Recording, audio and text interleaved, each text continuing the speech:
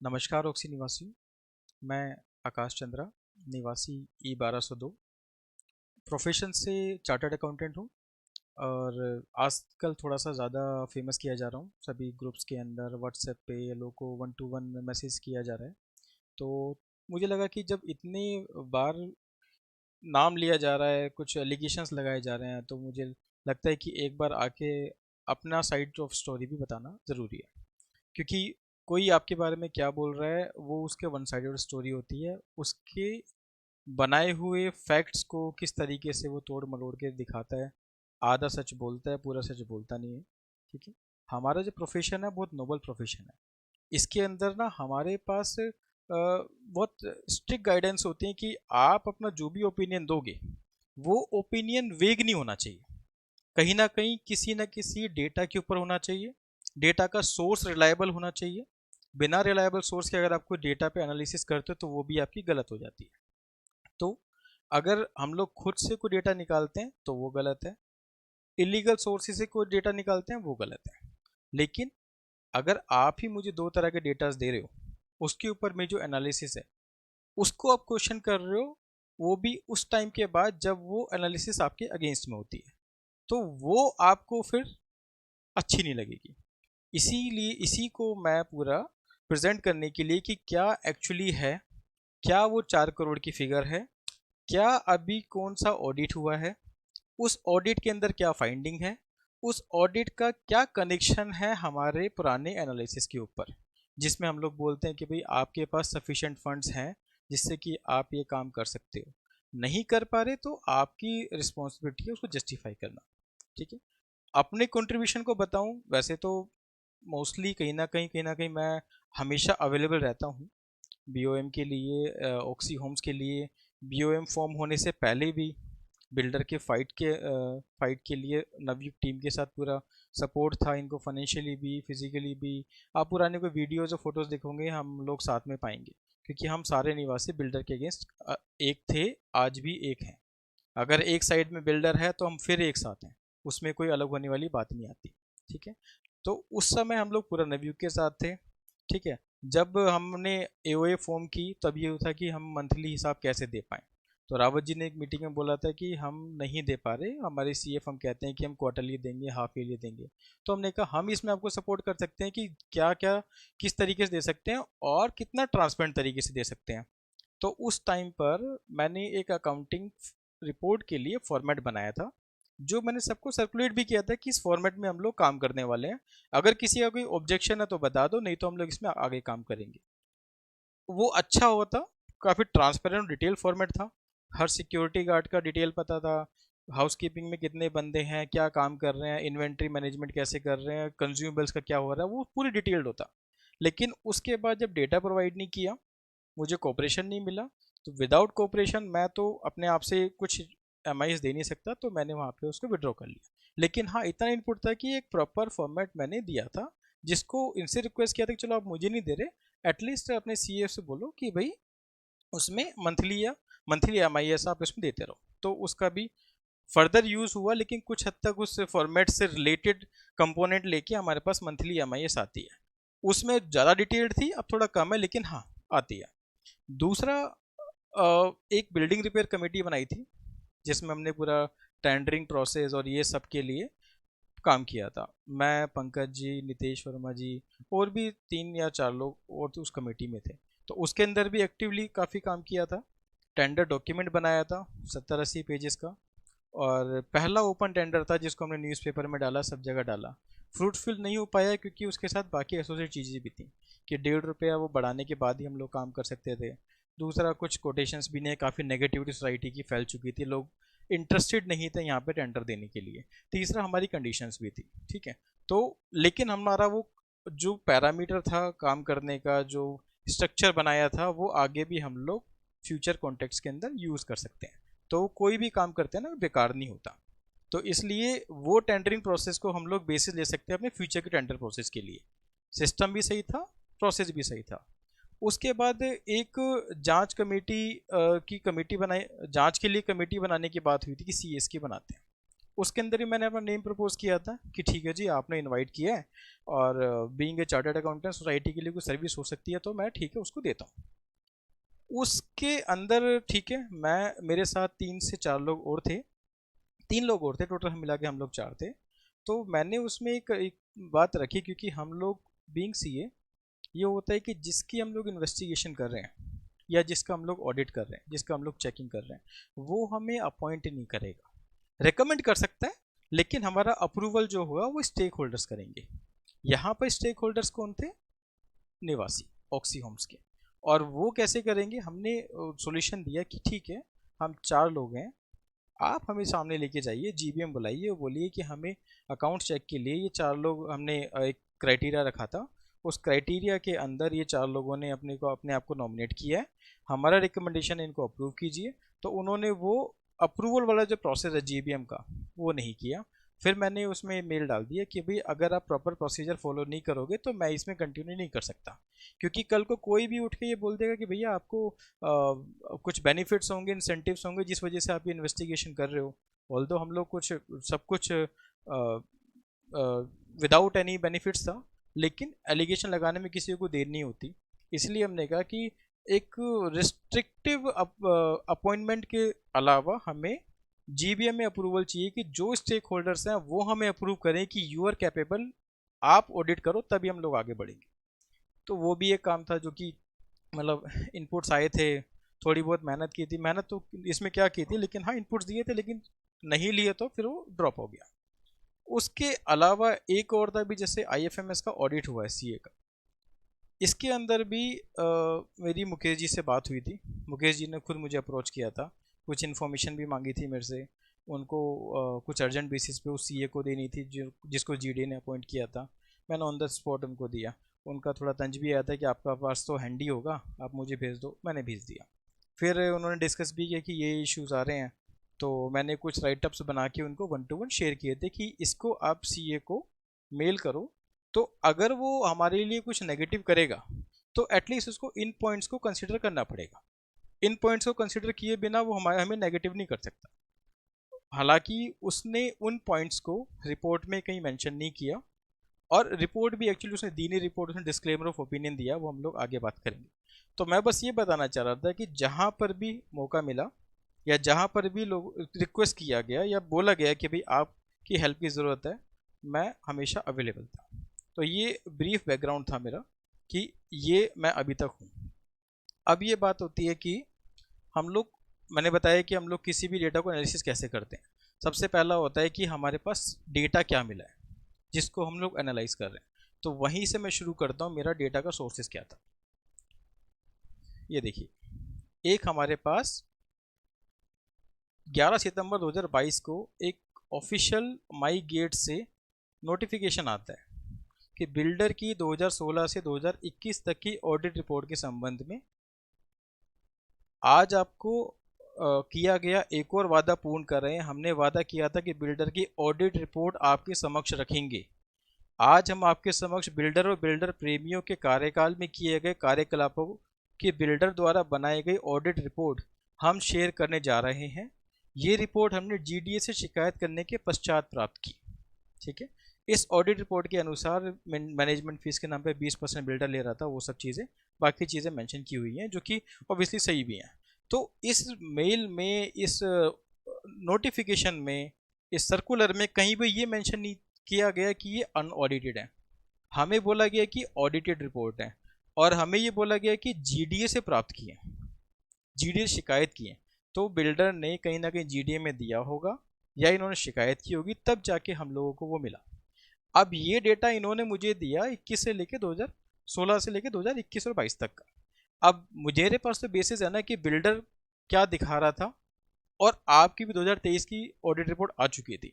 तो मेरे पास क्या डाउट है कि ये इन्फॉर्मेशन इनकरेक्ट है, या तो आप बोलते ये इन्फॉर्मेशन ऑल्दो हम आपको दे रहे हैं लेकिन ये हमें नहीं पता कि इसका एश्योरेंस सही है या नहीं है, लेकिन आप प्रॉपर लिख रहे हो कि बिल्डर की ऑडिट रिपोर्ट, ऑल्दो वो सिर्फ एक इनकम एंड एक्सपेंडिचर अकाउंट था, ऑडिट रिपोर्ट नहीं था, और सिर्फ एक पेज था। तो हमें लगा कि एटलीस्ट उसने इनकम में और एक्सपेंडिचर तो दिया, डिटेल्ड रिपोर्ट हो सकता है हमें नहीं शेयर की हुई, क्योंकि हमें भी अभी तक 100% सारी चीज़ें नहीं शेयर की जाती, सिर्फ वो दिखाया जाता है जो उनको दिखाना होता है। तो हमें नहीं पता कि डिटेल्ड में क्या क्या था क्या क्या नहीं था। लेकिन हाँ, रिवेन्यू और एक्सपेंडिचर थे, और हमारे लिए रिवेन्यू एक्सपेंडिचर एक पैरामीटर का काम करते हैं कि बिल्डर आज तक इतनी रिवेन्यू अर्न कर रहा था और इतने उसके एक्सपेंडिचर हो रहे थे। फिर हम लोगों ने टेक ओवर लिया 31 मार्च 2022 को। उसके बाद फिर हम लोगों ने काम किया। तो हम लोगों की जो ऑडिट रिपोर्ट आई 31 मार्च 2023 की, उसको मैंने, जो हमारे बोर्ड ऑफ मैनेजमेंट ने हमको ऑडिट रिपोर्ट दी थी बिल्डर की, उससे कंपेयर किया कि भाई देखिए हमारा जो बिल्डर जो काम कर रहा था, खर्चे कर रहा था, रेवेन्यू ले रहा था, उसमें और हमारे इसमें क्या डिफरेंस है। तो उसके बाद पता लगा ये 3 साल का मैं दिखा रहा हूँ, 2016 से लेने का कोई सेंस नहीं बनता, क्योंकि उस समय ज़्यादा ऑक्यूपेंसी थी नहीं, फिगर्स ही बहुत कम थे। हमको कंपेयर करना चाहिए इमीडिएटली प्रीवियस ईयर का, क्योंकि एक साल में ज़्यादा चेंजेस नहीं आता। तो इसलिए हमने मार्च 22 में देखिए, टोटल रेवेन्यू बिल्डर के पास 7 करोड़ 12 लाख था, जिसमें से 3 करोड़ 6 लाख उसने इलेक्ट्रिसिटी चार्जेस के कलेक्शन के लिए लिया। तो net collection other than electricity उसके पास 4 करोड़ 5 लाख बचा। ये बेसिकली प्योर मेंटेनेंस का उसका कलेक्शन था। मेंटेनेंस या छोटा मोटा फंक्शन का हो गया, या एंसिलरी कुछ इनकम, वो सब है। तो डिस्पोजेबल इनकम उसके पास ऑक्सी होम्स के लिए 4 करोड़ 5 लाख थी उसकी रिपोर्ट के हिसाब से, जो हमें एओए ने दी थी। ठीक है। मार्च 23 की जो ऑडिट रिपोर्ट है हमारे ऑक्सी होम्स की, उसमें हमारा टोटल कलेक्शन 8 करोड़ 56 लाख है। बिजली बिल का कलेक्शन 2 करोड़ 59 लाख है जो रेजिडेंट से लिया था। नेट कलेक्शन हमारे पास आफ्टर बिजली का बिल 5 करोड़ 96 लाख बचा है। तो तकरीबन मोटा मोटा 2 करोड़ का फालतू मेरे पास इंक्रीमेंटल रेवेन्यू है। तो मेरे पास अगर बिल्डर से 2 करोड़ का फालतू इनकम आ रहा है, तो एज ए रेजिडेंट मेरा तो पूछना बनता है ना कि भाई बिल्डर को 4 करोड़ मिले थे खर्च करने के लिए, आपको 6 करोड़ मिले खर्च करने के लिए, फिर तो हमारा मतलब सभी कुछ काम हो जाना चाहिए। बिल्डिंग रिपेयर है या जो भी काम वो बिल्डर नहीं कर पा रहा था, एट वो हमें उससे क्लेम करना है, लेकिन एटलीस्ट काम तो कर सकते हैं, फंड्स तो अवेलेबल हैं। तो इसी तरह से, क्योंकि एक ही साल का ऑडिट रिपोर्ट अभी आज तक हुआ, उसके बाद दूसरा हुआ नहीं, तो 2 साल का हमने इसको प्रोपोर्शन, इसको मल्टीप्लाई बाई 2 कर 381 कर दिया। इसमें एक फिगर और ऐड की, क्योंकि 1 अप्रैल 2023 से हमने मेंटेनेंस और हाउसकीपिंग के जो एम्प्लॉयज़ हैं उनको अपने पेरोल पे ले लिया। और पेरोल पे लेने से again this is a claim of मतलब हमारी बोर्ड ऑफ मैनेजमेंट, कि हमें 3 से 4 लाख का बेनिफिट हो रहा है मंथली, और उसको लेके उन्होंने बिल्डिंग रिपेयर का काम भी स्टार्ट किया था, विच वॉज अप्रिशिएटेड, होना भी चाहिए। तो हमने बेर मिनिमम 3 लाख पर मंथ की सेविंग यहाँ से उठाई, क्योंकि ये सेविंग बिल्डर को नहीं हो रही थी, ये सेविंग हमें हो रही है, क्योंकि पेरोल पे हमने लिया था, वो एजेंसी से कराया था। तो 36 लाख की एक साल की सेविंग जुड़ी, क्योंकि 23-24 में ही इससे पेरोल पे थे, 22-23 में पेरोल पे नहीं थे हमारे। तो 381 प्लस 36, तो 4 करोड़ 17 लाख की फिगर यहाँ से आ रही है।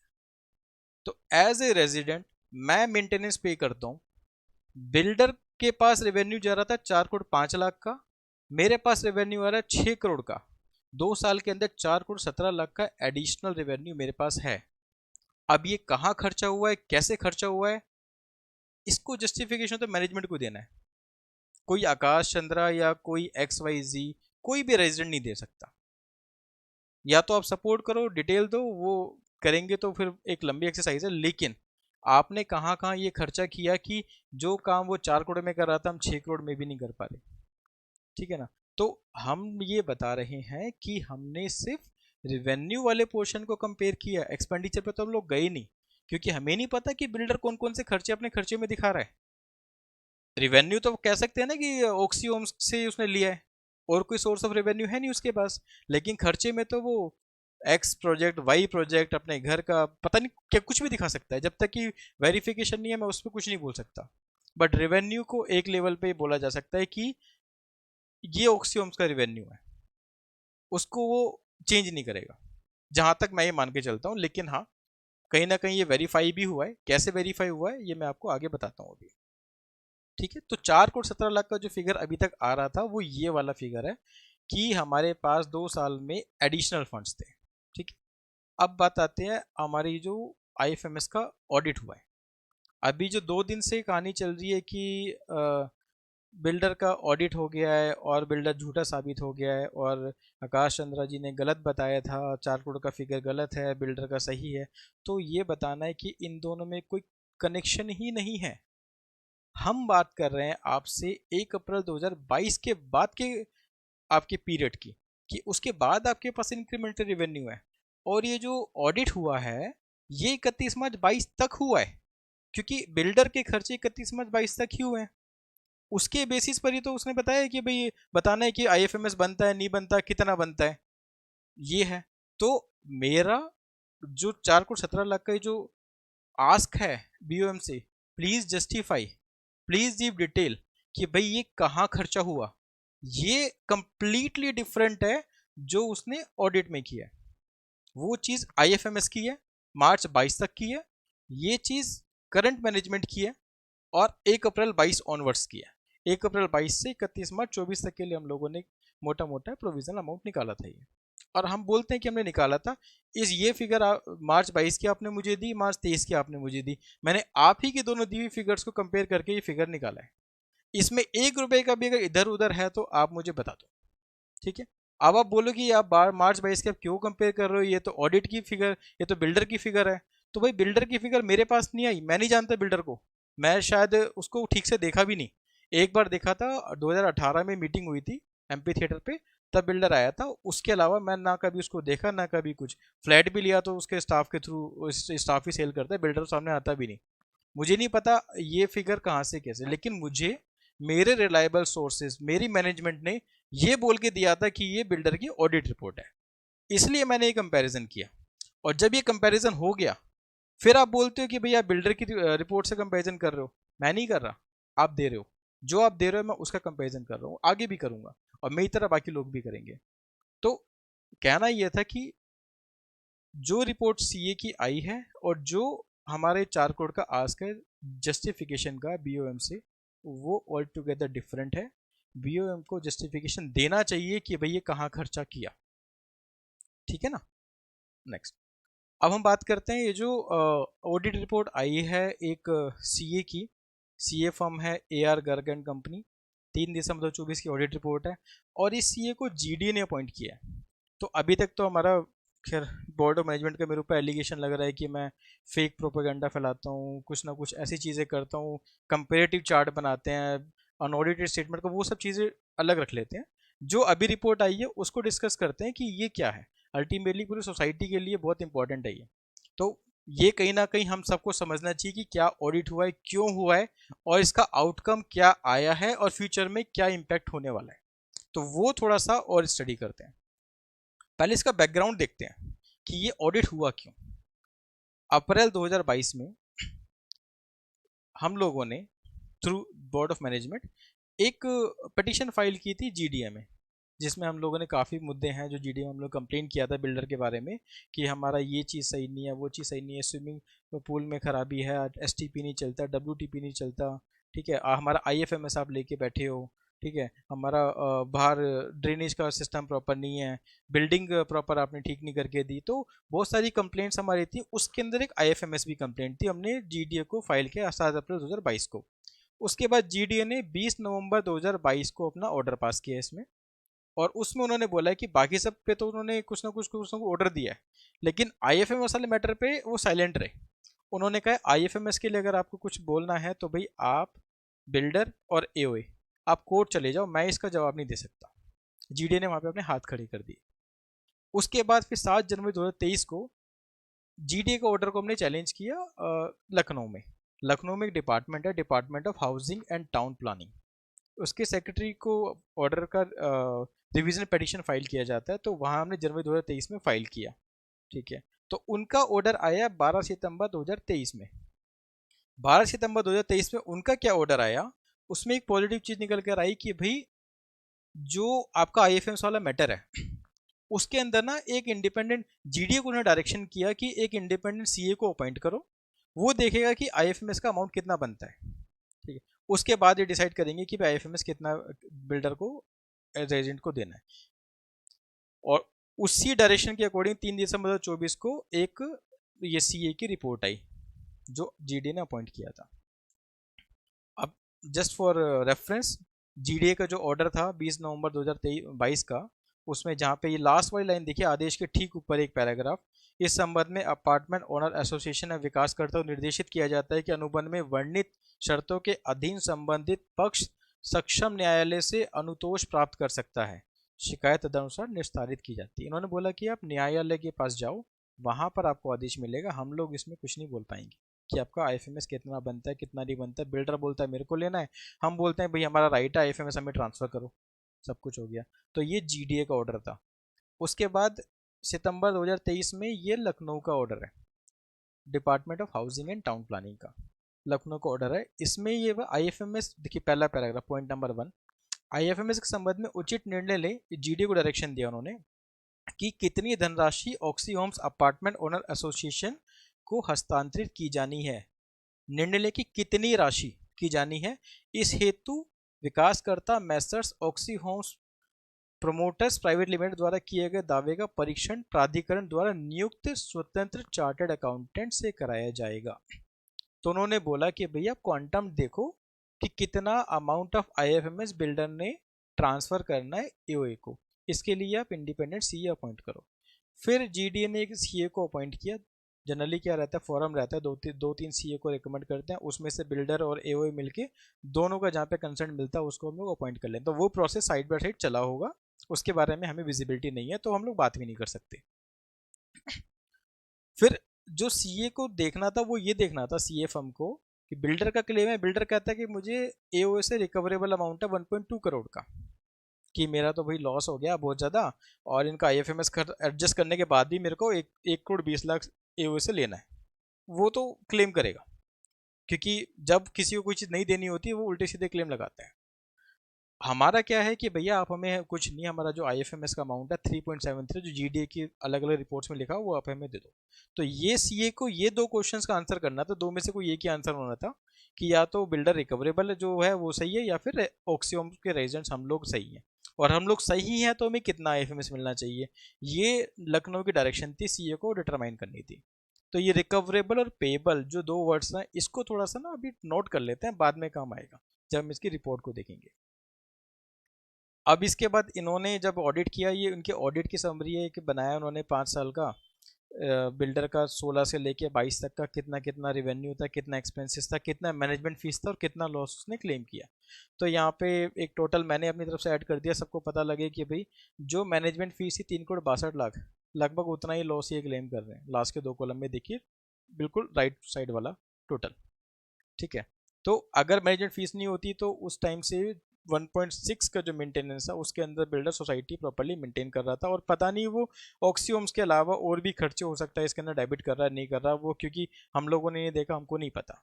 और क्योंकि इस पीरियड के अंदर हमारा जो ये प्रोजेक्ट था अंडर डेवलपमेंट था, OXY का काम चल रहा था, कुछ प्रोजेक्ट कुछ फ्लैट्स ट्रांसफ़र हुए थे कुछ नहीं हुए थे, तो ये बहुत बारीकी से चेक करना चाहिए कि कितना खर्चा बिल्डर ने अपने प्रोजेक्ट टीम का भी मेंटेनेंस में तो नहीं डाल दिया। तो वो सब चीज़ें देखने वाली बातें हैं। तो सिर्फ ये है कि खर्चा वो कभी कम कभी नहीं दिखाएगा, उल्टा बढ़ा के दिखाएगा। मैनेजमेंट फीस लगा के उसने 3 करोड़ 85 लाख का हमारे यहाँ पे लॉस दिखाया हुआ है। ये समरी उसने भी दी है सीए ने हमें। इसके बाद सीए ने यहाँ पे देखिए verification of gross receipt with GST returns, जो बिल्डर ने अपनी रिसीट या रेवेन्यू दिखाई है, ठीक है, और बिल्डर ने सीए फर्म को अपनी जीएसटी रिटर्न्स प्रोवाइड की, तो सीए ने एक टेबल बनाया है कि भाई आपकी रेवेन्यू 18-19 में 514 है और आपके जीएसटी रिटर्न में 3 करोड़ 38 लाख आ रहा है, तो 175 का आपका डिफरेंस है विद योर जीएसटी रिटर्न। तो रेवेन्यू को एक पैरामीटर रहता है कि जीएसटी से मैच कर लो, क्योंकि जीएसटी में सब लोग दिखाते ही हैं, ठीक है। तो यहाँ पर से शॉर्टफॉल निकाला 1 करोड़ 75 लाख का। बिल्डर ने ये मैनेजमेंट कमेंट्स दिया उसको कि ये जो डिफरेंस है ये एक्चुअली रेजिडेंट से मैं इलेक्ट्रिसिटी की चार्जेस कलेक्ट करता हूँ उस वजह से है, ठीक है, और इलेक्ट्रिसिटी चार्जेस कलेक्शन पे जीएसटी नहीं लगता, वो स्टैंडर्ड रूल है, उसमें कोई डाउट नहीं है। तो उसके बाद देखो डिफरेंस भी आप 17-18 छोड़ दीजिए क्योंकि उसमें जीएसटी आया था, 18-19 से लेकर 22 तक में जितना डिफरेंस था और इलेक्ट्रिसिटी के जो कलेक्शन है जो उसकी रिपोर्ट में लगभग बराबर है। तो इसीलिए सीए ने भी ये बोल दिया कि if the payment of electricity charges and service tax transition के टाइम पर are taken into consideration then the mismatch as above mentioned stands justified। तो जो मिसमैच उसने निकाला था वो जस्टिफाई हो जाता है कि भाई कोई मिसमैच नहीं है। तो डायरेक्टली सीए फर्म ने जो ग्रॉस रिसीट है, ये जो ग्रॉस रिसीट है इसको वैलिडेट कर दिया कि रेवेन्यू तो बिल्डर का ठीक है। ये एक इंपॉर्टेंट टेक अवे है हमारा कि रेवेन्यू को सीए अपनी रिपोर्ट के अंदर वेरीफाई कर रहा है और एक पैराग्राफ भी लिख के दे रहा है कि बिल्डर ने बोला कि इलेक्ट्रिसिटी की वजह से, और हम लोगों ने वेरीफाई कर लिया, जस्टिफाइड भी है। ठीक है, नेक्स्ट आते हैं। फिर उसने सिमिलरली उसको बैंक स्टेटमेंट से भी वेरीफाई किया कि भाई आपके रिसीट हैं, बैंक में टोटल क्रेडिट इतने हैं। इसको एक्सप्लेनेशन तो दिया बिल्डर ने कि ये 4-5 रीजन जिसकी वजह से बैंक में डिफरेंस होता है, एक्चुअली होता है इस वजह से है, लेकिन इसका कुछ रिकन्सिलेशन डिटेल नहीं दिया। और इस चीज़ को मेंशन भी किया सीए फर्म ने कि भाई इनमें हमें कमेंट तो मिले लेकिन डिटेल नहीं मिली, तो इसमें वो फिर साइलेंट रहे। लेकिन जीएसटी रिटर्न से वो रेवेन्यू को मैच कर चुका है, ये उसने भी लिख दिया। नेक्स्ट आते हैं, अब observation of auditor on verification of expenses. यहाँ पर देखो रिवेन्यू साइड तो उसका हो गया, उसने रिवेन्यू को समरी भी बनाया, फिर उसने जीएसटी से भी वेरीफाई किया, फिर उसने बैंक स्टेटमेंट से भी वेरीफाई किया। एक्सपेंसेस को वेरिफिकेशन करने के लिए बेसिकली सपोर्टिंग इनवॉइसेस होता है और उसका कहाँ कहाँ पे यूज़ हुआ, किस तरह से यूज़ हुआ, प्रोजेक्ट में आया नहीं आया, वो सब चीज़ें देखनी होती है। तो यहाँ पे फर्स्ट लाइन देखिए पैराग्राफ की, that all the expenses mentioned were verified through the supporting invoices. इस लाइन का मतलब है कि हर एक एक्सपेंसेस का सपोर्टिंग इनवॉइस सीए को प्रोवाइड किया गया। ये सीए ने खुद लिख के दिया, सीए फर्म ने, कि उसको सपोर्टिंग डॉक्यूमेंट सब इनवॉइस सब एक्सपेंसेस के मिले। लेकिन यहाँ पे फिर उसकी कंडीशन थी कि भाई कुछ एक्सपेंसेस के अंदर हमें क्लियर नहीं था कि वो सामान कहाँ पर यूज़ हुआ है, कि बिल्डर ने मेंटेनेंस के लिए यूज़ किया है या अपने प्रोजेक्ट में यूज़ किया है, ऑक्सीओम्स में यूज़ किया है या ऑक्सीओम्स के बाहर यूज़ किया है। ठीक है ना, तो वहाँ पे उसको क्लैरिटी नहीं है, जिस वजह से वो ये कहता है कि मैं इसको चेक नहीं कर सकता ठीक से। ठीक है, तो एक समरी है कि ऑडिटर को क्या क्या मिला और क्या क्या नहीं मिला। ऊपर हमने लिखा है कि ऑडिटर को क्या क्या मिला है, नीचे लिखा है क्या क्या नहीं मिला। ठीक है, क्या क्या मिला, अनऑडिटेड पी एंड एल जो उसने मेंशन किया है, सिर्फ पी एंड एल मिला है, बैलेंस शीट नहीं मिली, और वो भी अनऑडिटेड एज पर सी। जीएसटी रिटर्न्स मिली है एवी फैसिलिटीज की, ठीक है, उसने जीएसटी से अपनी रेवेन्यू को वेरीफाई भी किया है। बैंक स्टेटमेंट्स मिली है, बिल्कुल मिली है, वेरीफाई किया उसने। Supporting invoices of all the expenses उसको मिले हैं, और इलेक्ट्रिसिटी एक्सपेंस का डिटेल मिला है। क्या क्या चीज़ें नहीं मिली, कंप्लीट ऑडिटेड फाइनेंशियल्स नहीं मिले, सिर्फ पी एंड एल मिला, ऑडिटेड नहीं था, बैलेंस शीट नोट्स अकाउंट्स वगैरह उसको नहीं मिले। Financials related to Oxy Homes only, ये एक पॉइंट रेज किया है सीए फर्म ने कि जो मुझे फाइनेंशियल्स दिए हैं पी एंड एल, मुझे नहीं पता ये सिर्फ ऑक्सीओम्स के हैं या ऑक्सीओम्स के बाद के भी हैं। तो मुझे सिर्फ ऑक्सीओम्स के चाहिए थे और बिल्डर ने मुझे क्लियर नहीं किया कि ये सिर्फ ऑक्सीओम्स के हैं। ठीक है, तो इसलिए वो कहता है कि मैं नहीं कह सकता कि ये जो सारे खर्चे हैं या सारी इनकम है ये ऑक्सीओम्स की है, आप मुझे ऑक्सीओम्स का पी एंड एल दो, वो बिल्डर ने उसको प्रोवाइड नहीं किया। और तीसरा, एक्सप्लेनेशन ऑन सम इनवॉइसेस कि भाई वो ऑक्सीओम्स रिलेटेड है या नहीं है, वो उसने कुछ क्वेश्चन किया होगा जिसको उसको प्रॉपर आंसर नहीं मिला, in spite of multiple reminders जो उसने अपने रिपोर्ट में भी भेजा हुआ है।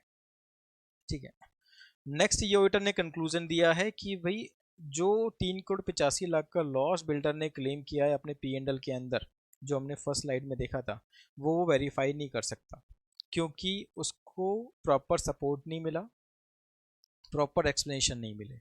इसलिए, क्योंकि एक्सपेंसेस पार्ट इंपॉर्टेंट होता है, अगर उसको सारे एक्सपेंसेस का डिटेल नहीं मिलेगा, बाइफिकेशन नहीं मिलेगा, तो वो किस लेवल पे करेगा। हालांकि यहाँ पर उसको एक टेबलर बना के रखना चाहिए था कि कौन से एक्सपेंसेस डायरेक्टली वो रिलेट कर पा रहे हैं ऑक्सी होम से रिलेटेड, कौन से नहीं रिलेट कर पा रहे, तो एटलीस्ट हमारा जो क्वांटम है वो थोड़ा सा मिनिमाइज हो जाता। बट कहीं ना कहीं उसको सपोर्ट नहीं मिला, तो वो difference of disclaimer of opinion की तरफ चले गए। उन्होंने लिखा, therefore in light of the above facts amount payable or recoverable by builder can not be quantified.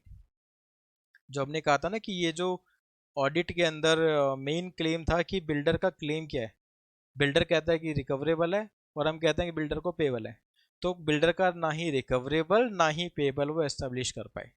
तो हम लोग कहीं ना कहीं वहीं पर आ गए। जीडीए ने बोला, लखनऊ ने बोला था जीडीए से कि भी क्वांटिफाई कराओ, क्वांटिफाई कराओगे तो पता लगेगा कि कितना एफएमएस बनना है। इन्होंने बता दिया हम क्वांटिफाई नहीं कर सकते, डिस्क्लेमर ऑफ ओपिनियन दे दिया। तो ये रिपोर्ट एज ऑफ नाउ हमें कोई बेनिफिट नहीं देने वाली, जिसकी वजह से हम आईएफएमएस को क्लेम कर पाएंगे अभी की डेट पे। लेकिन चलिए इसमें हम लोग कुछ हमारे भी टेक अवेज है रिपोर्ट में। सबसे पहला कि जो इनकम डिक्लेयर की है अनऑडिटेड फाइनेंशियल स्टेटमेंट में बिल्डर ने, एटलीस्ट वो इनकम इन्होंने वेरीफाई कर लिया। सीएफ हमने वेरीफाई किया जीएसटी रिटर्न से कि भाई वो इनकम इनकी ठीक है। एक्सपेंसेस वेरीफाई नहीं कर, लेकिन इनकम को उन्होंने बोला कि इनकम ठीक है। दूसरा, ऑडिटर ने डिस्क्लेमर ऑफ ओपिनियन जैसे बताया, उसने बोला कि मैं मेरे को कुछ नहीं पता कितना क्वांटम आना है कितना क्वांटम नहीं आना। तीसरा, हम लोग कहते हैं कि हम लोग वही कि जब तक मुझे क्वांटम नहीं पता तो मैं कुछ नहीं बता सकता आईएफएमएस कितना मिलेगा कितना नहीं मिलेगा। दोबारा से हमें जाना पड़ेगा, शायद फिर से कोई सीए अपॉइंट होगा या कोई गवर्नमेंट एजेंसी आएगी जो निकालेगी कौन कि भाई आईएफएमएस कितना बनता है नहीं बनता, ठीक है, क्या क्या रूल्स आईएफएमएस के लिए। तो हम लोगों को दोबारा से ये फाइट स्टार्ट करनी पड़ेगी। कुछ पॉजिटिव ये भी है कि आईएफएमएस का जो क्लेम है हमारे बिल्डर से, वो हमारा रिकवरेबल है। अभी तक कोई भी नेगेटिव ऑर्डर ना ही जीडीए का ना ही लखनऊ का हमारे पास आया है कि हमें आईएफएमएस नहीं मिलना चाहिए। इस ऑर्डर के इस रिपोर्ट के अंदर भी ये बता दिए क्वांटम नहीं बता पा रहे, लेकिन हम लोग ठीक से इसको फाइट करेंगे तो हम लोग क्वांटम निकलवा सकते हैं फ्यूचर में किसी और एजेंसी के थ्रू, या उनको जो रिक्वेस्ट कर सकते हैं कि आप डायरेक्शन दो बिल्डर को कि भाई वो सीएफएम को कोऑपरेट करें, और जो सीएफएम है उनको भी डायरेक्शन दी जाए कि in case of non cooperation builder को रिमाइंडर देने के साथ साथ आप हमें भी बताओ, जिससे कि पता लगे ना एक्चुअली हो क्या रहा है। जनरली गवर्नमेंट ऑडिट में यही होता है, मुझे वो कोऑपरेट नहीं करेगा तो मैं जिसने अपॉइंट किया उसको कंप्लेंट करूंगा कि भाई वो मुझे कोऑपरेट नहीं कर रहे, आप हमें इन्फॉर्मेशन अवेलेबल करवाओ। तो फिर वो उनको डायरेक्शन देते हैं, फिर इन्फॉर्मेशन आती है। जनरल है, जितने भी पीएसयूज के या फिर सीए जो हमारे ऑफिशियल लिक्विडेटर के भी ऑडिटर होते हैं, मैं उसके पैनल में भी था, दिक्कतें आती हैं जब हम किसी को चेक करने जाते हैं तो, ठीक है। सेकंड पॉजिटिव ये है कि यहाँ पर इस रिपोर्ट में हर जगह ये दिखा है कि बिल्डर ने कोऑपरेट नहीं किया सीएफएम को। ये हमारे लिए एक स्ट्रॉन्ग पॉइंट रहेगा आगे की सभी प्रोसीडिंग्स के लिए। देखो जी, जीडीए ने एक तरह से बिल्डर ने एक तरह से जीडीए और लखनऊ हाउसिंग टाउन प्लानिंग को इग्नोर किया है, उसकी डायरेक्शन को नहीं माना है। तो इसको एक स्ट्रॉन्ग पॉइंट बना के हमें अपनी अपील आगे फाइल करनी चाहिए। अपील फाइल करते समय ये ध्यान रखना है कि हमारे जो ग्राउंड्स ऑफ अपील और स्टेटमेंट ऑफ फैक्ट्स या जो प्रेयर हम लोग जो करते हैं अपील के अंदर वो प्रॉपर हो। इसके लिए एक रेफरेंस आपको देता हूँ, जो अभी हमारा जिम और बैंक्वेट हॉल का जो केस था। केस बेसिकली जीडीए में पहले पिटीशन थी, सिमिलर पैटर्न आया था, जीडीए पिटीशन, उसके बाद वो लखनऊ गया। लेकिन वहाँ पे हमारे दोनों जगह से नेगेटिव ऑर्डर आए हैं, जीडीए ने भी बोला नहीं बनता, लखनऊ ने भी बोला नहीं बनता। तो अब हम लोग रिलीफ के लिए हाई कोर्ट जा रहे हैं, जो मुकेश जी और विपिन जी ने कंफर्म किया है। विपिन जी ने वीडियो में बोला, मुकेश जी ने मैसेज में किया था कि हम लखनऊ में फाइल कर चुके हैं केस। केस का डिटेल अभी तक किसी के पास नहीं है, और क्या ग्राउंड्स ऑफ अपील हम लोग फाइल करने वाले हैं वो भी किसी के पास नहीं है। ग्राउंड्स ऑफ अपील जो हम पिटिशन में फाइल किए थे वो मैंने देखे थे, तो वहाँ पर मुझे एक बहुत इलॉजिकल सी चीज़ लगी, जिसमें हमने ये भी बोला कि भाई जो कम्युनिटी शॉप्स हैं बाहर, ऑक्सीओम्स के बाहर ना कम्युनिटी शॉप्स बनी हुई है फॉर ऑक्सीओम्स, तो वो बोलते हैं कि ये कम्युनिटी शॉप्स भी है ना, ये कॉमन एरिया का पार्ट है, ये भी बिल्डर को बोला है कि एओ को ट्रांसफर करो, जो बिल्डर ऑलरेडी 3-4 साल पहले बेच चुका है। तो अगर हम लोग इस तरह के ग्राउंड्स को अपनी अपील्स के अंदर डालेंगे, पिटीशन में डालेंगे, तो अल्टीमेटली हमारा जो केस होता है मेन केस, उसको वो वीक कर देता है। अब ये डेलिबरेटली किया गया या गलती से हो गया, या आपके जो काउंसिल्स हैं वो इतने क्वालिफाइड नहीं है, उनको ये नहीं पता क्या चीज़ इंडिपेंडेंट एरिया होता है, क्या आपका बिल्डअप एरिया होता है, क्या कॉमन एरिया होता है, ठीक है ना। क्योंकि अगर आप कम्युनिटी शॉप्स को लेने के लिए जाओगे, आप उस पर फाइट करोगे, तो वो तो बोल देगा ना भाई ये तो इंडिपेंडेंट एरिया का पार्ट है। एक लॉ के अंदर सब कुछ डिफाइंड है, अगर आप फालतू की इलॉजिकल चीज़ें छेड़ोगे तो आपकी लॉजिकल चीज़ें भी चली जाती हैं। यहाँ पर मुझे यही लगा है, इसीलिए रिक्वेस्ट है कि भाई जो भी आप पिटीशन फाइल करते हो, उसके जो ग्राउंड्स लेते हो, एटलीस्ट वो शेयर कर दो लोगों के साथ, हमारे साथ, जिससे कि हम भी उसको देख सकें, और इस तरह के ब्लंडर्स नहीं हम लोग उसमें डालें। मैं ब्लंडर्स ही बोलूँगा कि भाई हम कम्युनिटी शॉप्स की बात कर रहे हैं बैंक्वेट हॉल जिम के केस के अंदर, उसी के अंदर मैं जिम और बैंक्वेट हॉल की बात कर रहा हूँ, क्लब की बात कर रहा हूँ, और वहाँ पे मैं बोल रहा हूँ कम्युनिटी शॉप भी मेरे को दे दो। तो डेफिनेटली ऐसी ऐसी पिटीशन तो स्टेट ऑफ क्वैश होती हैं, क्योंकि सामने वाला वकील उसको प्रेस करेगा जो आपका वीक पॉइंट है। अब वीक पॉइंट हम लोग लेकर क्यों जा रहे हैं ये मुझे नहीं पता।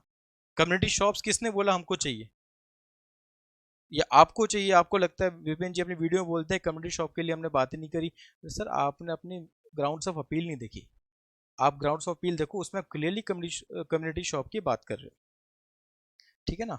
तो ये बेसिकली हमारे टेक अवेज थे कि इस ऑडिट रिपोर्ट से अभी के टाइम पर आईएफएमएस पे कोई इम्पैक्ट नहीं पड़ने वाला। दोबारा से कुछ इन्वेस्टिगेशन होगा, जांच होगी, या कोई और सी अपॉइंट होगा, या ये ही अपनी रिपोर्ट को दोबारा भेजेंगे हो सकता है, उसके बाद देखा जाएगा। लेकिन हाँ, हमारा आईएफएमएस अभी तक अलाइव है।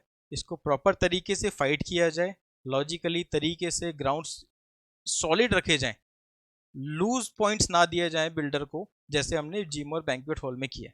अगर वैसे लूज पॉइंट्स देंगे तो ये चला जाएगा, लेकिन हाँ स्ट्रांगली हम इसको ले सकते हैं, उसमें कोई डाउट नहीं है।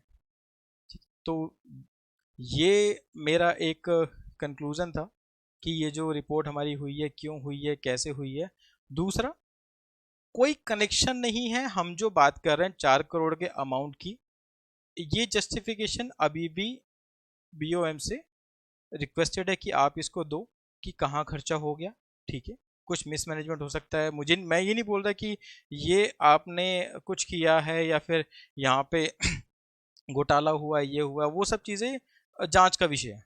हम तो सिंपली कि ये कह रहे हैं कि अगर ये अमाउंट एक्सेस अवेलेबल था 2 साल में हमारे पास, तो कहाँ यूज़ किया, इसकी जवाबदेही की जिम्मेदारी मैनेजमेंट की है, और वो अभी भी है। और मैं अभी भी बोलता हूँ कि ये जो एक एक फिगर है, ये हमने नहीं ली, ये हमें आप ही ने दिया। बिल्डर की रिपोर्ट को ऑडिट रिपोर्ट बोल के आप ही ने हमें दिया, ठीक है। उसके बेसिस पे हम कंपैरिजन करेंगे, बिल्कुल करेंगे। अब आगे कुछ डेटा दोगे हम तब भी करेंगे। जब कंपैरिजन हो गया, आपसे इसका एक्सप्लेनेशन नहीं निकल रहा है, उसके बाद आप बोल रहे हो कि ये रिपोर्ट फेक है, तो फेक रिपोर्ट आपने क्यों सर्कुलेट की, क्यों आपने पहले वेरीफाई नहीं किया? आप फेक रिपोर्ट को ऑडिट रिपोर्ट क्यों बोल रहे हो? ठीक है ना। तो आपकी कमी है जिस वजह से आप हमें यहाँ बोल रहे हो। और ये ऑडिट रिपोर्ट से आज की डेट में कोई ज़्यादा बेनिफिट नहीं होने वाला है।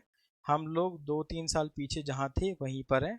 लीगल फाइट है, जैसे मैंने बोला आईएफएमएस के लिए फाइट स्टिल ऑन है, लेकिन तरीके से करेंगे, बेवकूफ़ियाँ नहीं करेंगे। आप पता है जानबूझ के की जाती हैं या अनजाने में हो जाती हैं। कम्युनिटी शॉप्स को अगर आप लेने जाओगे तो डेफिनेटली बैंक्वेट हॉल छोड़ दोगे। कहीं ना कहीं ये कुछ लोगों का ये प्रैक्टिस भी होता है कि चलो लूज पॉइंट रख दो, हो जाएगा। अब क्यों रखा जाता लूज पॉइंट हमें नहीं पता, ठीक है। तो इन दोनों का कोई कनेक्शन नहीं है जिसको जोड़ा जा रहा है। दूसरा, ये इसके बारे में डिटेल हमने अब स्टडी कर दिया, ठीक है। तो ये बेसिकली मैं आपको ये बताना चाहता था कि जो ये प्रोपोगंडा फैलाया जा रहा है कि आकाश चंद्रा जी झूठे साबित हो गए, मैं स्टैंड हूँ अपने पॉइंट पे।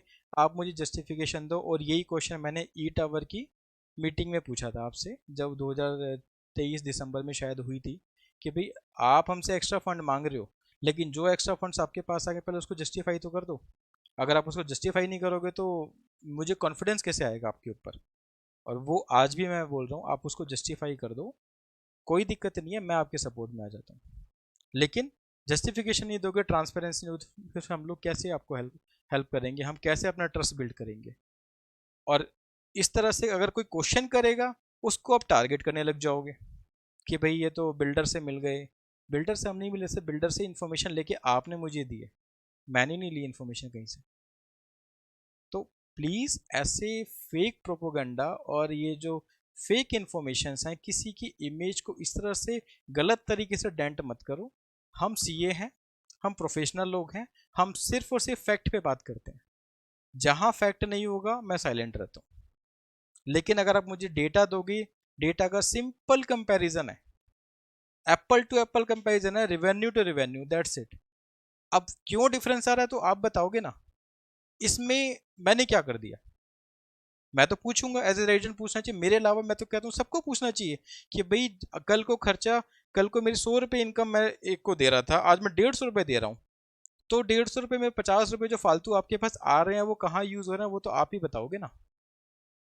और वो तो मैं आज पूछूंगा, आज आपसे पूछ रहा हूँ, कल जनशक्ति आएगी, जनशक्ति से ही पूछूंगा। ये मेरा राइट है क्योंकि मैं मेंटेनेंस पे करता हूँ। और जो भी चेयर पे होगा वो इसका आंसर करेगा। अगर वो आंसर नहीं करेगा देन क्वेश्चन उसके ऊपर उठेगा। मैं तो हमेशा पूछने वाला ऐसे रहूंगा, पहले भी पूछता था, आज भी पूछ रहा हूँ और आगे भी पूछूंगा। आपको दिक्कत होती है, नई इन्फॉर्मेशन दे सकते तो बोल दो कि हमारे पास इन्फॉर्मेशन नहीं है, लेकिन इस तरह से ब्लेम मत करो कि भाई आईएफएमएस की रिपोर्ट को आप लिंक कर रहे हो जो हमारे 4 करोड़ के जो हम लोग क्लेम आपसे मांग रहे हैं। और देखिए इस रिपोर्ट के अंदर भी उसने सीए ने टॉप लाइन जो रेवेन्यू वाला पोर्शन है उसको वेरीफाई कर लिया, उसने बोला कि वो ठीक है, और ये भी बोला कि उसके अंदर दूसरा प्रोजेक्ट का भी हो सकता है, तो अल्टीमेटली और कमी हो जाएगा, तो डिफरेंस 4 करोड़ से और ज़्यादा बढ़ जाएगा। वो अभी छोड़ के चलते हैं, मान के चलते हैं कि रेवेन्यू साइड ऑक्सीहोम्स का ही है, तब जाके 4 करोड़ 17 लाख का 2 साल का फिगर है। आप उसको जस्टिफिकेशन दो और चीज़ों को क्लोज करो, और बिना बात के ऐसे किसी पर ब्लेम मत करो। आपको जो क्वेश्चन पूछना डायरेक्टली मेरे से पूछो, मुझे कोई दिक्कत नहीं।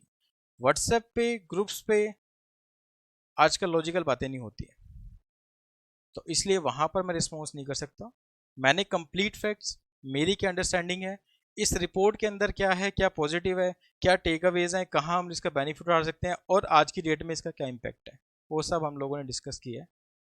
अगर किसी को कुछ इसके अलावा कोई और फर्दर क्लैरिफिकेशन चाहिए, सो आई एम ऑलवेज अवेलेबल। पहले भी वो हमको कई बार हेल्प किया हमने, जैसे मैंने आपको स्टार्टिंग में बताया है, आगे भी करता रहूँगा, मुझे कोई दिक्कत नहीं है। अगर मैं किसी चीज़ से हेल्प कर सकता हूँ सोसाइटी को, तो ऑलवेज ऑन। ठीक, इसी के साथ थोड़ी वीडियो लंबी हो गई, मतलब काफ़ी कुछ चीज़ें थी, पहली बार मैं आपके साथ शेयर कर रहा हूँ चीज़ें, तो मुझे खुद नहीं पता लगा, और बीच में छोड़ता तो फिर ऐसा लगता है कि कुछ चीज़ें इनकम्प्लीट रह जाती हैं, तो उसके लिए अपॉलोजीज़ और थैंक यू।